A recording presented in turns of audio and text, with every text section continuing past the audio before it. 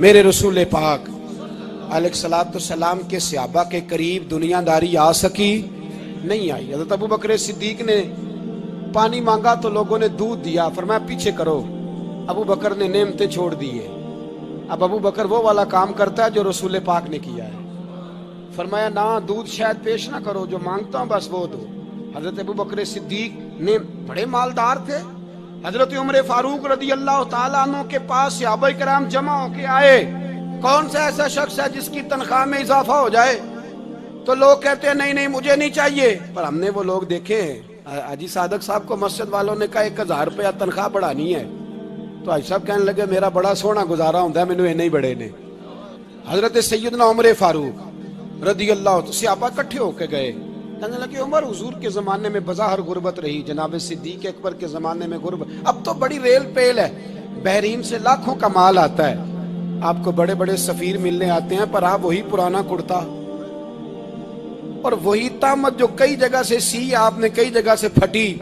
اور حضرت عمر ایک دن عید کی نماز پڑھانے گئے تھے تو ننگے پیر ہی چلے گئے، لوگوں نے کہا جوتا، فرمایا ٹوٹ گیا تھا یار، پہننے کے قابل نہیں تھا، فرمایا ننگے پیر آ گئے اور لوگ کیا کہیں گے، فرمایا چھوڑو، عمر کے پاؤں ننگے ہیں لیکن عمر کے کردار میں تو کوئی شک نہیں نا، پیر ہی ننگے ہیں نا، کیا ہوا، چھوڑو اس بات کو، کوئی پیار نہیں دنیا داری سے، دولت سے کوئی چکر ہی نہیں۔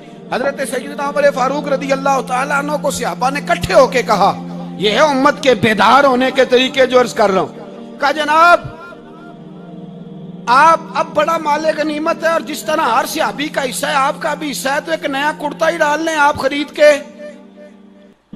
اب جب مشورہ ہو گیا صحابہ میں تو کہنے لگے عمر سے بات کون کرے گا، نیا کرتا پہننے کی عمر سے بات کس کو برا لگتا ہے جی، نیا کرتا کون بات کرے گا؟ حضرت سیدنا علی المرتضیٰ کا انتخاب ہوا، کہنے لگے مولا علی کی بڑی عزت کرتے ہیں، ان سے بڑا پیار کرتے ہیں، ان سے بات کرتے ہیں۔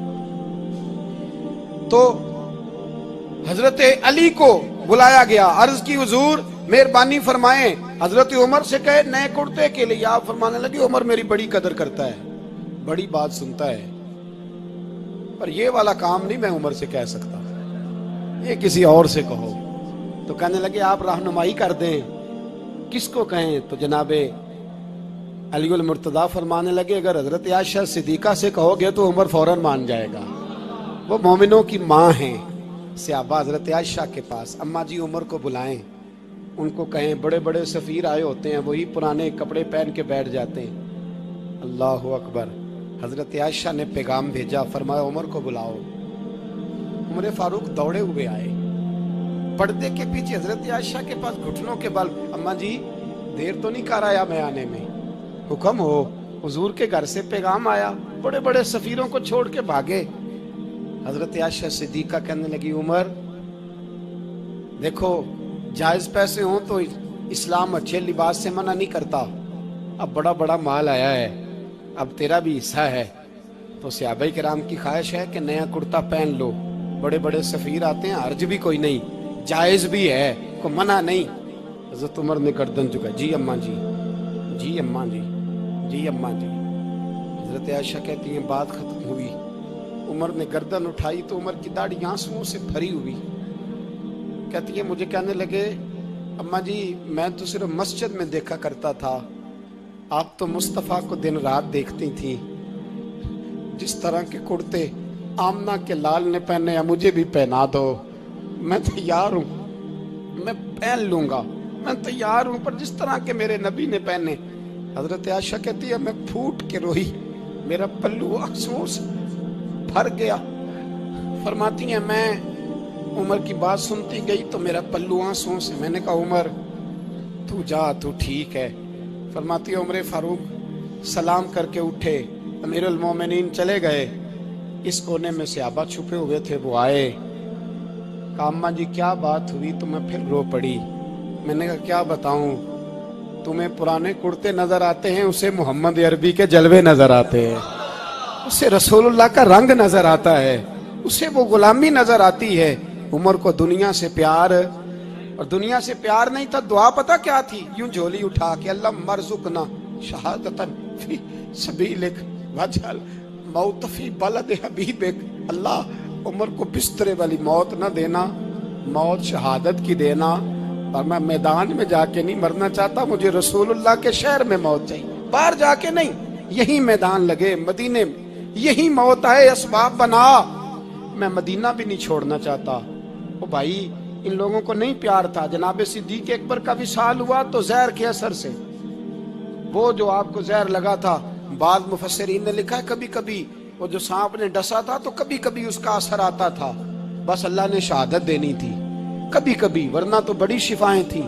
حضرت عمر شہید، حضرت عثمان، جناب علی، امام حسن، امام حسین، علی اکبر، علی اصغر، حضرت عباس، حضرت سعد بن معاذ، حضرت امیر حمزہ، مصعب بن عمیر۔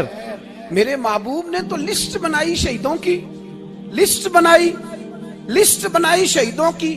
شہادت سے پیار کیا رسول اللہ صلی اللہ علیہ وسلم کے غلاموں نے، پیار کیا شہادت سے، اسی لیے تو کافر اٹھ نہیں سکا کہ شہادت سے حضرت سعد بن معاذ رضی اللہ تعالیٰ عنہ کو زخم لگ گیا، جنگ سے زندہ آ گئے لیکن زخم ہے، رو کے کہنے لگے محبوبہ سارے شہید ہو گئے، میں ایسے ہی رہ گیا۔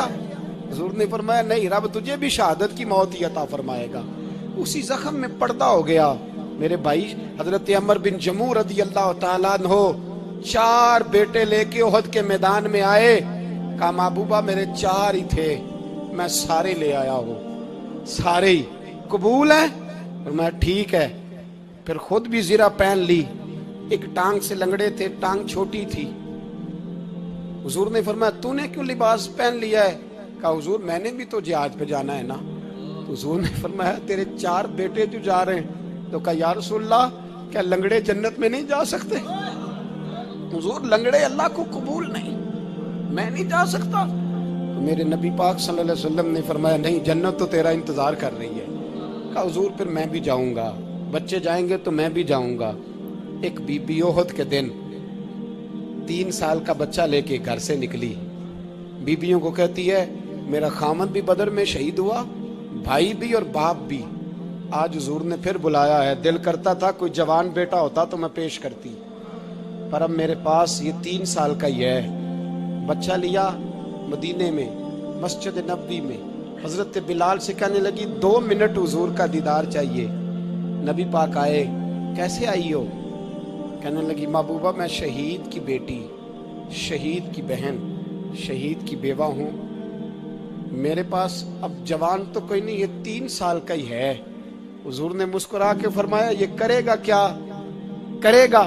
کہنے لگی حضور سنا ہے اسلحہ تھوڑا ہے، ڈھال کی ضرورت ہے، لوہے کی ڈھال ہوتی تھی، جب تلوار آتی تھی تو آگے کی جاتی تھی۔ کہا محبوبہ میرا شہید کی اماں بننے کو بڑا دل کرتا ہے، یہ میرا 3 سال کا لے جاؤ، جب تیر آپ کی طرف آیا تو میرا بیٹا آگے کر دینا، یہ ڈھال کا کام تو دے گا نا۔